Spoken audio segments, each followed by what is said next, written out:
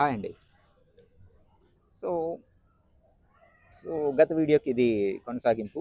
ఒకవేళ చూడకపోతే అది చూసే ప్రయత్నం చేయండి. The concept of God is very very difficult to understand. Yes, ఇంతవరకు నీకు నాకు అర్థమైనటువంటి భగవంతుడి పేరు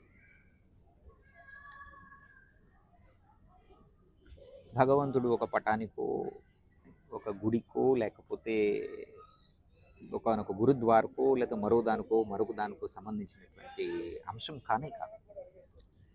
సో గత వీడియోలో నేను మాట్లాడినట్టు it's totally the personification of an energy. So what is this energy? So మనం ఎంత సంకుచిత భావాలతో ఉన్నామంటే, సో మన అవసరాలు తీర్చడం కోసం ఎవరో ఒకడు ఉన్నాడు మనకి, అంతే. కేవలం మన అవసరాలు తీర్చడం కోసం మాత్రమే మనకు ఉన్నాడు ఆయన, అంతే. మన అవసరాలు తీర్చడం కోసం, మనం తీర్చేటువంటి మొక్కుబడుల్ని అందుకోవడం కోసం మాత్రమే ఉన్నాడు. అది మన దురదృష్టం. సో అంటే నా తాలూకా ఎందుకు ఇంత డెప్త్గా నేను మాట్లాడే ప్రయత్నం చేస్తున్నానంటే, కనీసం కొద్ది మంది అయినా అర్థం చేసుకునేటువంటి ప్రయత్నం చేస్తారనే చిన్న ఆశ, అంతే. సో అర్థం చేసుకోకపోయినా కానీ నష్టం అంటూ ఏమీ లేదులేండి. నా బోటి వాళ్ళు చాలామంది భూమి పుట్టినప్పటి నుంచి పుట్టారు, తర్వాత పుడతారు, పుట్టారు, చచ్చారు, పుడతారు, చేస్తారు. అది పెద్ద గొప్ప విషయం ఏం కాదు. కానీ ఎక్కడో ఒకడు కనీసం అర్థం చేసుకోవడానికి ప్రయత్నించే వాళ్ళకి ఎంతో కొంత ఊతం ఇవ్వటం కోసం, మనకి తెలిసినటువంటిది ఎంతో కొంత షేర్ చేయటం, అంతే.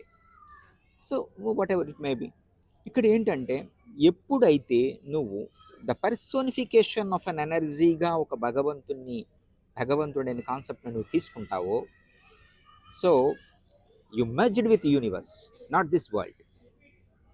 ఇమ్మీడియట్లీ నువ్వు విశ్వంతో కనెక్ట్ అవుతావు. ఖచ్చితంగా నీ దృష్టి మారిపోతుంది. టోటల్ నీ యాక్టివిటీస్ అన్నీ కూడా చాలా చాలా డిఫరెంట్గా ఉంటాయి. Not lakhs of the people, the crores of people. You may different from the crores of people, not only thousand and lakhs of the people.